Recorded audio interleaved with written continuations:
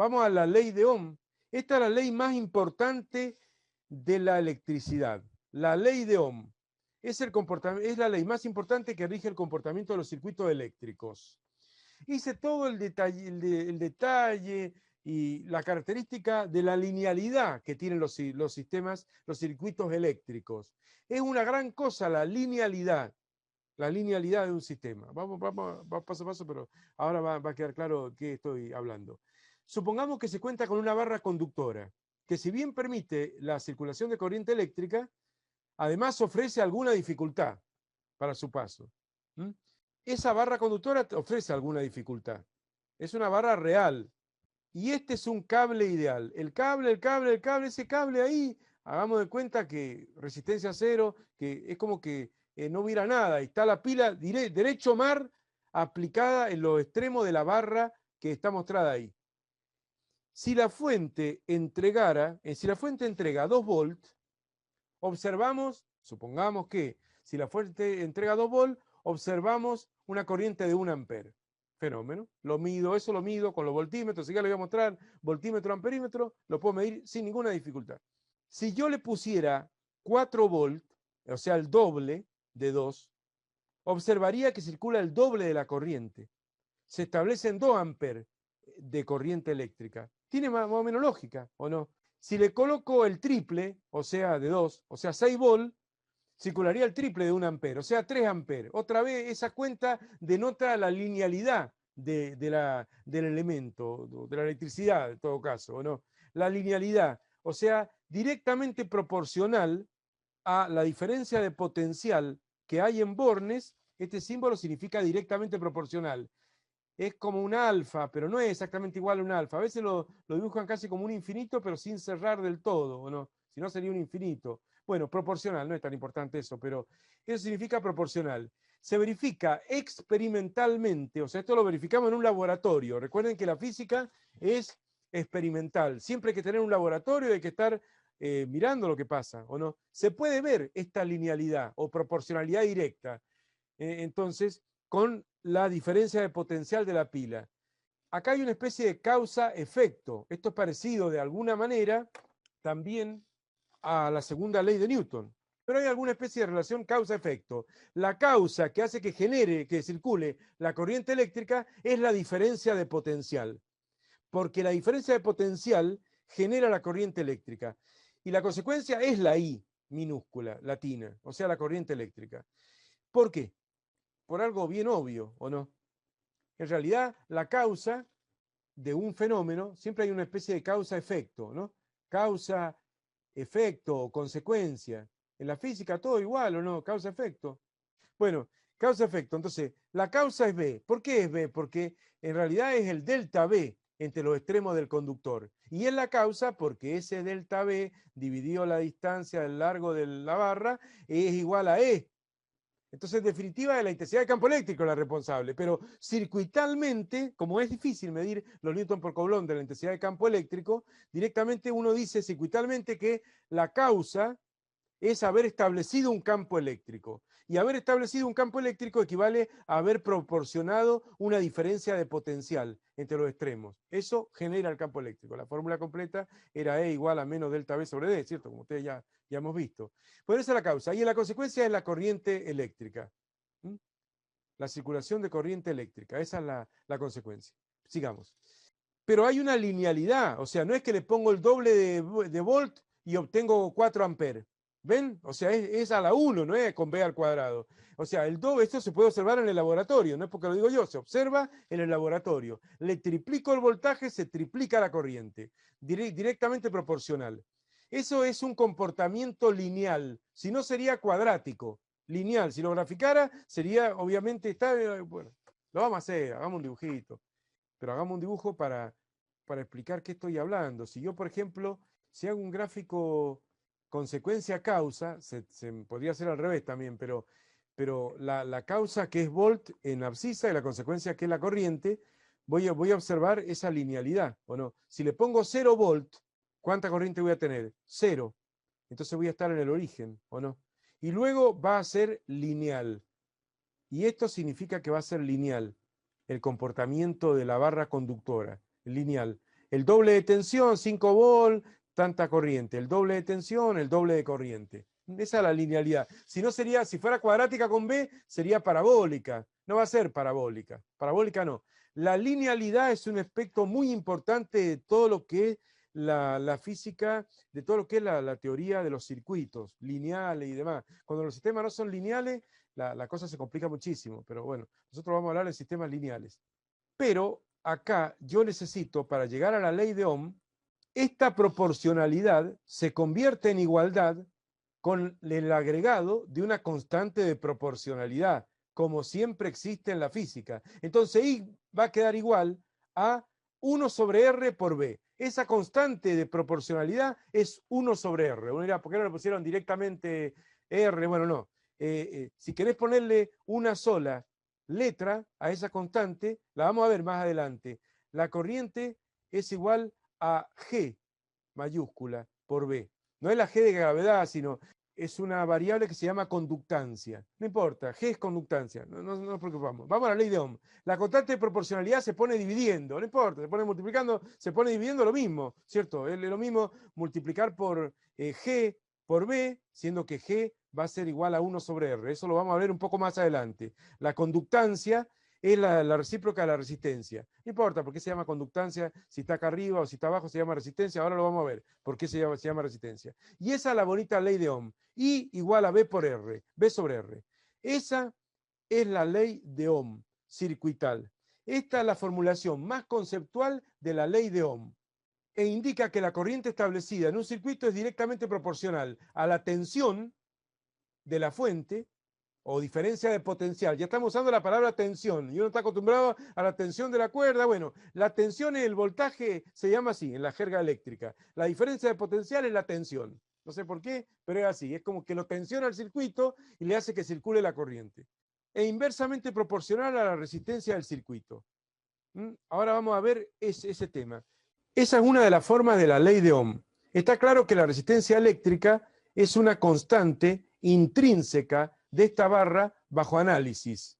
Si se cambia por otra barra de otras dimensiones o de otro metal, cambiaría la constante. O sea, no es una constante universal. No es que agarro cualquier barra y según la tensión que le aplico va a ser I igual una constante universal, 1 sobre R, pues no, no. Es una constante que depende de la barra. Nada más. No depende de la tensión externa, no depende de la corriente que circula, no depende de estas dos magnitudes, pero depende de la barra. Ya vamos a ver que depende del metal de la barra, de la sección de la barra, de la longitud de la barra, esa constante intrínseca llamada resistencia.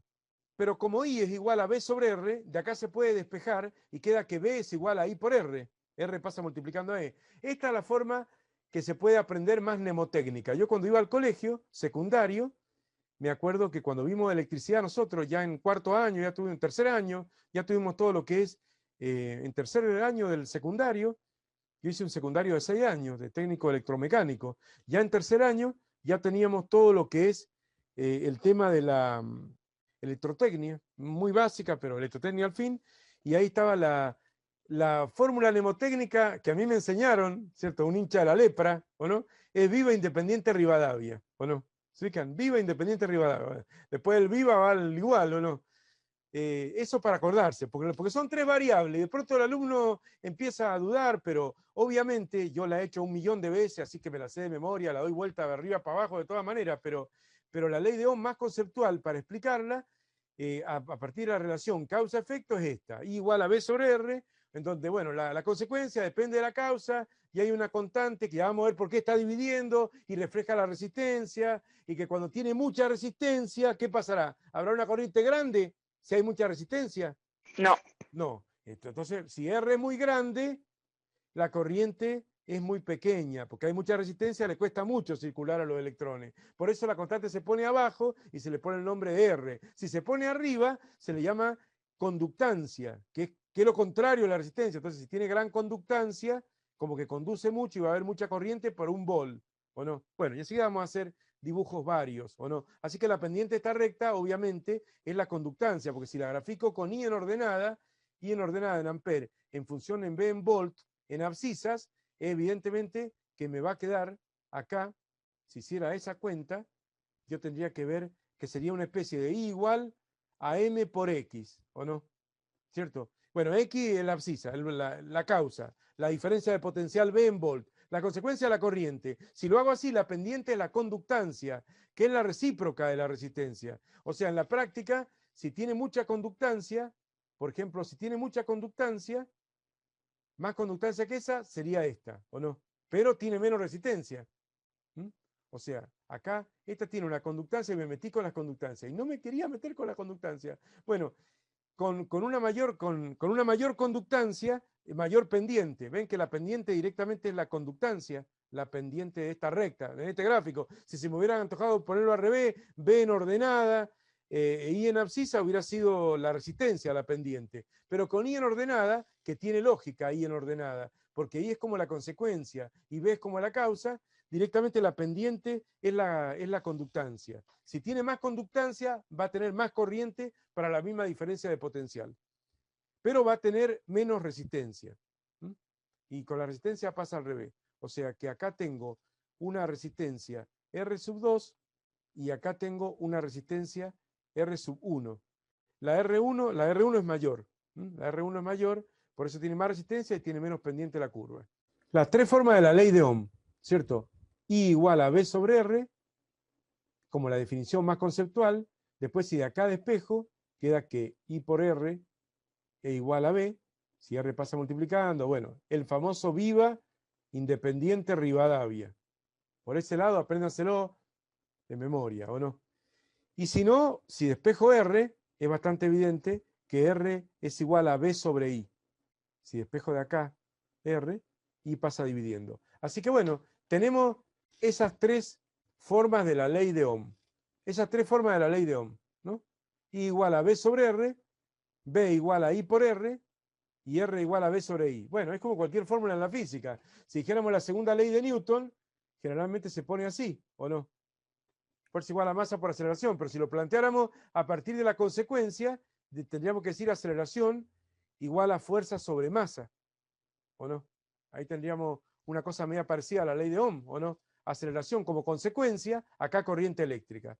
Fuerza como causa, acá el potencial o diferencia de potencial. Y una constante intrínseca que mientras más grande sea la masa, menos aceleración va a tener. Y que sería como la resistencia también. ¿Ven? Hay bastante analogía. Y bueno, y como la ley de Ohm también tiene tres formas, la ley de Newton, segunda de Newton, tiene tres formas, según la variable que uno despeje. Bueno, esta fórmula también muestra que siempre que hay una resistencia R por donde pasa una corriente eléctrica I, se produce una caída de potencial B.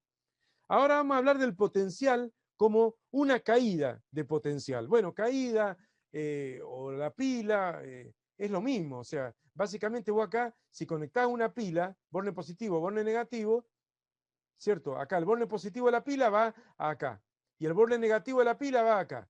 Fenómeno. ¿Cierto? Ahora, olvídate de la pila. Ahora le pones la polaridad. Esto se hace muchas veces. Se le pone más o menos la polaridad. ¿De qué la polaridad? De la diferencia de potencial. A un elemento pasivo, como la resistencia, que además es disipativo. A diferencia del capacitor, que era un elemento pasivo y no disipativo. La pila es activo, pero la resistencia es pasivo y disipativo. Después vamos a hablar de la disipación de energía que supone la resistencia y de cómo evacúa calor o otra forma de energía. Después vamos a hablar. Pero básicamente, cuando vos tenés una resistencia, como cualquier elemento pasivo, corresponde colocar una polaridad a la caída de potencial. Es una diferencia de potencial, pero desde el punto de vista del elemento pasivo se llama caída. ¿Por qué caída? Porque obviamente va cayendo el potencial. Es como que la carga eléctrica, esas carguitas idealmente positivas, que están en el borne positivo de la pila y salen con toda la energía positiva y van a empezar a recorrer la resistencia, acá están locas, tienen mucha energía, y a medida que empiecen a ver este zigzag, símbolo elocuente de que qué difícil es pasar por acá, ¿cierto? Se va cansando, se va agotando, va perdiendo energía la carga. Sigue siendo la misma carguita, sigue siendo un electrón con 1,602 por 10 a la menos 19 coulomb, pero ya no tiene, a medida que va pasando por acá, va cayendo su potencial y su energía potencial. Y por eso siempre se le pone polaridad más menos a las resistencias de las diferencias de potencial. Siempre se pone más menos, más a donde entra la corriente y menos a donde sale. Así que eso vayan grabándoselo. Ya lo hicimos con los capacitores. A veces lo hice, yo no lo hice mucho, pero un poco lo sugerí. Más, menos, más, menos, más, menos. ¿Se acuerdan cuando hacíamos los 3 capacitores en serie? Esta B1 más B2 más B3 son la caída de potencial 1 más la caída de potencial 2 más la caída de potencial 3 igual la B de la alimentación. O sea, la B de la alimentación es como la subida de potencial. Y después viene todo lo que es caída. Cuando entran los elementos pasivos, resistencia, capacitores, es todo caída. Y cuando hay una pila, subida de potencial. Esa es la polaridad, es muy importante saber eso. Por supuesto, es todo convencional, no pensemos que los electrones van al revés, no, no. Ahora nosotros son cargas positivas que circulan de más a menos y acá tienen más potencial y acá tienen menos. Así que eso siempre es así. De todo esto se desprende, porque uno podría decir, a la primera parte de la explicación, uno puede decir, bueno, está bien, le pongo a esa barra 2 volt, me circula 1 ampere, o le pongo 4 volt, me circulan 2 ampere, y es proporcional a la B, fenómeno. Bueno, y acá aparece la constante de proporcionalidad, que la pongo abajo, dividiendo, o si querés la razono como 1 sobre R, no importa. Pero ahora quiero ver cómo es, qué es R, o cómo medir R, porque más está a decir que R no es adimensional, no es, porque acá tenés un potencial que se mide en volt y acá tenés una intensidad de corriente que se mide en ampere, así que adimensional no puede ser. Esa constante de proporcionalidad tiene unidad y todo lo demás. Ahora vamos a ver qué es esa constante de proporcionalidad. Y para ver a qué equivale esa constante de proporcionalidad R o 1 sobre R, que está multiplicando por 1 sobre R o dividiendo por R, la despejo de la ley del viva independiente Rivadavia. Y me queda que R igual a B sobre I. ¿Cierto? Entonces queda volt sobre ampere. Se mide en volt sobre ampere en el sistema internacional, la resistencia eléctrica. Y en el sistema CGS electromagnético en USB sobre USI. Y para no ser menos, el sistema CGS electromagnético llama a la resistencia tener una unidad que se llama USR. O sea que para el sistema electromagnético la resistencia es USR. No tiene tanta importancia, pero bueno, es todo US, USB, USI, USR, USQ, USB, USC, ¿se acuerdan de la capacidad? Unidad electrostática de capacidad. Esto igual, esto muy monótono en ese aspecto. Pero lo que más se utiliza es esto, volt sobre ampere ohm. Pero antes de ir a la unidad, vamos a razonar un poco más qué es realmente la resistencia. Se deduce que es el cociente entre la diferencia de potencial sobre la corriente que se establece. Se mide en ohm. Esta definición de la resistencia en volt sobre ampere indica, digamos, cuántos volts de diferencia de potencial hay que aplicarle para que circule 1 ampere. ¿Por qué 1? Para dividir por 1. Por eso numéricamente la resistencia equivale a los volts que hay que aplicarle a esa resistencia o a esa barra para lograr una corriente unitaria. Por ejemplo, vamos a ver estos dibujos de acá. Acá tengo una fuente de 10 volt y están estableciendo una corriente de 5 amperes en esta resistencia R1. Se establece una corriente de 5 amperes. Si voy a este dibujo de acá, tengo una resistencia distinta, R2, por eso le puse con otro subíndice. Una resistencia R1 y acá una resistencia R2. Con el mismo potencial, la misma pila, 10 volt. Y también establezco una corriente. Pero en el primer dibujo logré establecer una corriente de 5 amperes. Y en este otro logré establecer una corriente de 2 amperes. ¿Cuál tiene más resistencia? ¿R1 o R2? La primera. No, la primera tiene menos resistencia. Por eso logró circular más corriente. Mirá, 5 amperes es más corriente que 2 amperes. No, ya lo vi. Más corriente que 2 amperes. Entonces, mientras mayor sea el valor de R, significa que mayor es la diferencia de potencial que hay que aplicar entre bornes para lograr una corriente unitaria. Estamos diciendo que R es igual a B sobre I. Y cuando yo haga la división acá, ¿cierto? 10 volt dividido 5 amperes, 10 volt de la fuente, lo mido con un amperímetro, 5 amperes, ¿cuánto me da?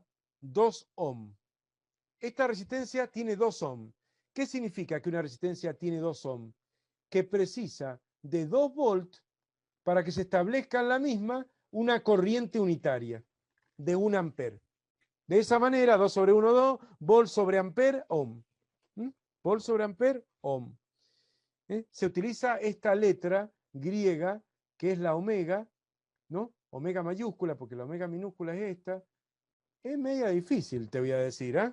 La omega. Esa es la letra que se utiliza para la unidad ohm. Ohmio, si lo castellanizo más. Ohm u ohmio. Debe su nombre precisamente a este físico, Ohm. Bien, bueno, entonces acá tenemos este otro circuito, ¿no? También le pongo 10 volt a esta pila. Esta pila o la misma pila o otra pila igual. Pero otra resistencia distinta, una barra de otro material, de otra longitud, de otra sección transversal, no sé, distinta. Y le logro establecer una corriente menor de 2 amperes. Entonces, como R es igual a B sobre I, en este caso B, la B de la alimentación, porque no hay más tensiones, B dividido I2, y la I2 la mido con un amperímetro, 2 amperes, me da 10 dividido 2, 5 ohm. Entonces, ¿cuál es más grande? Y la de 5 ohm. 5 ohm es mayor que 2 ohm. Entonces, la resistencia 2 es mayor que la resistencia 1. La resistencia 2 vale 5 ohm. Eso está dibujado acá. Incluso no necesitaría casi agregar nada. Yo podría borrar todo, porque está puesto acá. Si tiene un valor de 2 ohm, esta resistencia significa que precisa 2 volt para establecer una corriente unitaria. Pero esta resistencia es mayor. R2 es mayor que R1 y vale 5 ohm. Entonces, significa que yo estoy necesitando para esta nueva resistencia 5 volt para establecer una corriente unitaria. Le va a costar más circular, significa eso, porque en los dos casos yo podría lograr una corriente unitaria, podría lograr un ampere, pero me va a costar más meter un ampere o hacer circular un ampere en R2 que en R1. Me va a costar más, porque tiene más resistencia R2 que R1. ¿Se ubican? Por eso es que la constante de la ley de Ohm aparece así, como la expliqué yo, aparece como dividiendo, y por eso es medio al revés la cosa. Pero a mayor resistencia, menor corriente. Por eso la famosa ley de Ohm, como fue demostrada, indica la proporcionalidad inversa que hay ante una tensión constante, acá B sería constante, fíjense, la misma pila, ante una tensión constante, que haría la vez de una constante ahí, ¿no? De una constante de proporcionalidad acá, ¿cierto? Tendrías que la corriente es inversamente proporcional a la resistencia. A más resistencia, menos corriente, y viceversa. ¿Tiene lógica o no? Bueno, eso es lo que quería que vieran, que la resistencia se mide en ohm, que ohm equivale a volt dividido ampere. Antes ya hemos visto que el ampere es coulomb por segundo. Bueno, la resistencia vimos que es una medida que equivale a la cantidad de voltios o volt de diferencia de potencial necesarios para lograr una corriente unitaria. Eso podríamos decir es una buena definición de la resistencia eléctrica. Acá tenemos imágenes de resistencias. Las resistencias en los circuitos electrónicos son pequeñas, son bien chiquitas. Puede ser, que sea 1 centímetro o menos, ¿no? Hay de distintos tamaños lo mismo, ¿no? Pero van montadas, generalmente pueden ir montadas en circuitos impresos, como estos, ¿o no? Pueden ir montadas, y las resistencias generalmente tienen códigos de colores para medirse, con 2 cifras significativas. Los primeros dos, cada color tiene un número distinto, representa un número distinto. Las 2 primeras son las cifras significativas, la tercera es la potencia de 10, o sea, una especie de notación científica, digamos, y la última barra, el último color tiene que ver con la tolerancia que tienen, ¿no? Así que bueno, eso para saber. No se anotan los números de la resistencia porque la resistencia es muy chiquita y tiene esa forma cilíndrica de un pequeño cilindrito, y es incómodo meter números ahí, aparte sería difícil de observar, así que mejor se observan los códigos de colores. Hay que estar ducho con los códigos de colores. Son para circuitos electrónicos más que nada o eléctricos. A veces son más grandes para los circuitos eléctricos, ¿no? Y acá está montada en un circuito impreso.